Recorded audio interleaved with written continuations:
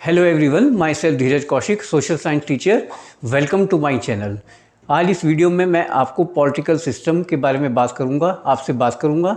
Political system के बारे में आपको सारी चीज़ें मैं बताऊंगा। देखिए, अगर हम ऑल ओवर इंडिया देखें तो पॉलिटिकल जो कंसेप्ट है या जो पॉलिटिकल पार्टी का कंसेप्ट है, अगर हम उसकी बात करते हैं, आप ये देखो बेटे कि कहीं भी आप दूर दराज में कहीं भी चले जाइए, रिमोट एरिया में किसी व्यक्ति को कुछ पता हो ना पता हो, किसी ना किसी पॉलिटिकल पार्टी का नाम जरूर पता होगा। ठीक है ना।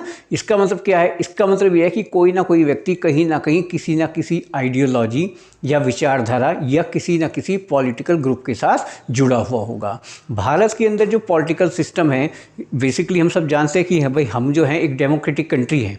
ठीक है, तो डेफिनेटली हम सबकी तरफ जो है पूरा विश्व जो है एक आशा भरी निगाहों से देखता है कि भाई इंडिया के अंदर जो डेमोक्रेटिक प्रिंसिपल की गवर्नमेंट बनती हैं वो किस तरीके से चीज़ों को अप्लाई करती हैं। तो इस लेसन में हम लोग जो बात करेंगे वो डिफरेंट पॉलिटिकल पार्टीज़ के बारे में, उनके फंक्शंस के बारे में, उनकी वर्किंग आइडियोलॉजी के बारे में, या जो डिफरेंट चैलेंजेस पॉलिटिकल पार्टीज़ को होते हैं, या जो टाइप ऑफ पॉलिटिकल पार्टीज़ हैं। अच्छा, ये जो लेसन है आपका जो है 10th क्लास के सिलेबस में तो है ही इंपॉर्टेंट। किसी भी कॉम्पिटिटिव एग्जाम की अगर हम बात करते हैं तो उसमें भी इसकी बहुत वैल्यू निकल के आती है। तो सबसे पहले अगर हम बात करें कि पॉलिटिकल जो पार्टीज़ होती हैं उनका मीनिंग क्या होता है, तो अगर हम पॉलिटिकल पार्टीज की मीनिंग के अकॉर्डिंग बात करें तो हम ये एक तरीके से ऐसे भी कह सकते हैं कि भाई ग्रुप ऑफ पीपल होता है जो एक कॉमन एजेंडे के ऊपर जो है इकट्ठा होते हैं और फिर वो मिलकर इलेक्शन लड़ते हैं, और अगर वो इलेक्शन जो है जीत जाते हैं तो देन आफ्टर वो अपनी गवर्नमेंट बनाते हैं।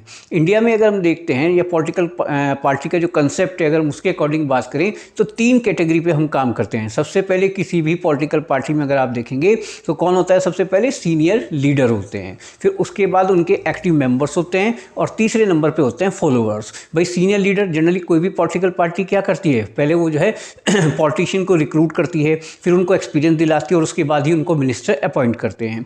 दूसरे नंबर पे अगर हम देखते हैं जो एक्टिव मेंबर है, ये वो लोग होते हैं जो इलेक्शन टाइम पीरियड में भाई कोई भी कहीं पे भी प्रोग्राम है, कुछ भी कोई चीज़ चल रही है, कहीं पे रैली है, तो वो कंधे से कंधा मिलाकर जो है लीडर्स के साथ जुड़े रहते हैं।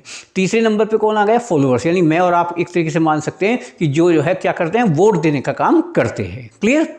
उसके बाद अगर हम बात करते हैं different functions of political parties की, तो सबसे बड़ा फंक्शन क्या होना चाहिए? सबसे बड़ा फंक्शन ये है कि आप एक पार्टी के तौर पर इकट्ठा हों, एक कॉमन एजेंडे के ऊपर काम करें और मिलकर इलेक्शन लड़ें।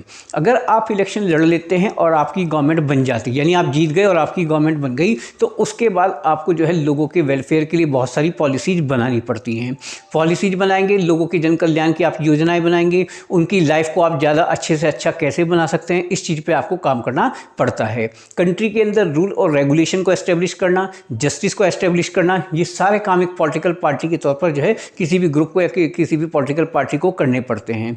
पब्लिक ओपिनियन भी बहुत वैल्यू रखती है। मान लीजिए कोई भी पॉलिटिकल पार्टी है, उसने मेरे और आपके लिए जो है कोई पॉलिसी शुरू की या कोई स्कीम जो है शुरू की, फिर उनको ये पता लगा पब्लिक ओपिनियन से कि भाई ये चीज़ जो है गलत है ना, ऐसा नहीं होना चाहिए, तो वो उस पॉलिसी को चेंज भी कर सकते हैं। ठीक, अगर हम टोटल कंसेप्ट की बात करते हैं या फंक्शनिंग ऑफ पॉलिटिकल पार्टीज की बात करते हैं तो उसमें एक शब्द यूज़ किया जाता है, वो है अपोजिशन।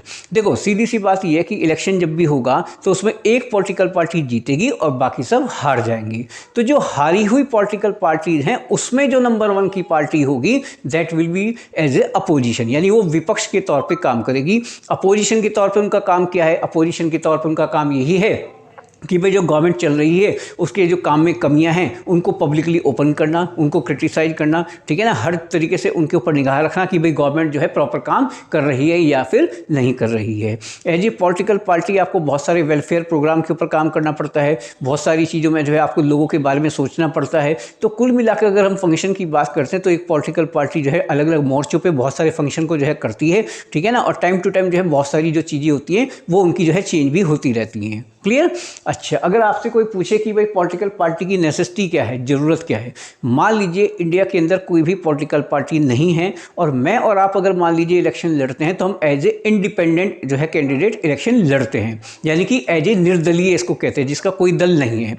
अब मान लीजिए हम सब लोग इलेक्शन जीत जाते हैं, तो अब जो गवर्नमेंट बनेगी उसका रूप क्या होगा? भाई कोई पॉलिटिकल सिंबल हमारे साथ जुड़ा हुआ नहीं है, किसी पॉलिटिकल पार्टी की आइडियोलॉजी से हम लोग जुड़े हुए नहीं है, तो अगर ऐसे में गवर्नमेंट बन भी गई तो उसका काम करना बहुत बहुत मुश्किल हो जाएगा, ठीक है ना। जनरली आपने देखा होगा कि मान लीजिए किसी व्यक्ति को मान लो थाने ही जाना पड़ता है, तो वो क्या सोचता है कि भाई अड़ोस पड़ोस में कोई नेताजी हैं तो उनकी हेल्प लेके मैं जो है अपना काम करा लूँगा, थोड़ा मेरा मोरल बढ़ जाएगा, इस तरह की थिंकिंग होती है। तो इसका मतलब ये है कि हम सब लोग पॉलिटिकल पार्टी से बहुत डीपली जुड़े हुए हैं और डेमोक्रेसी में बिना पॉलिटिकल पार्टी के सिस्टम को सोचना ये बिल्कुल असंभव बात है, बिल्कुल इम्पॉसिबल है।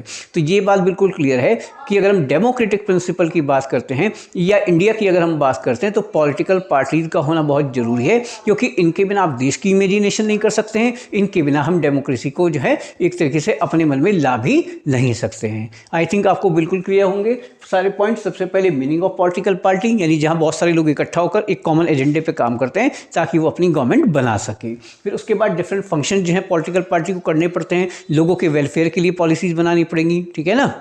और सबसे अहम काम क्या है, गवर्नमेंट बनानी पड़ेगी। गवर्नमेंट बनाने के बाद रूल और रेगुलेशन पे आपको काम करना पड़ेगा। फिर लीडर ऑफ अपोजिशन का भी बहुत बड़ा जो है रोल हो जाता है। एंड देन आफ्टर नेसेसिटी, यानी भाई इनके बिना तो हम सिस्टम को कभी भी सोच ही नहीं सकते हैं। क्लियर? आई थिंक सारे पॉइंट आपको क्लियर होंगे। आप चाहे तो स्क्रीनशॉट ले लें इन तीनों चीज़ों का ही, मीनिंग, फंक्शन एंड नेसेसिटी, ठीक है ना। ये लेसन बहुत इंपॉर्टेंट है। अगर हम बोर्ड के एग्जाम के अकॉर्डिंग बात करें, इसमें से बहुत क्वेश्चन आपको मिलने वाले हैं और ये आप सब जानते हैं कि जो बोर्ड का एग्जाम होगा वो डिस्क्रिप्टिव मोड में होगा। क्लियर है आपको बात?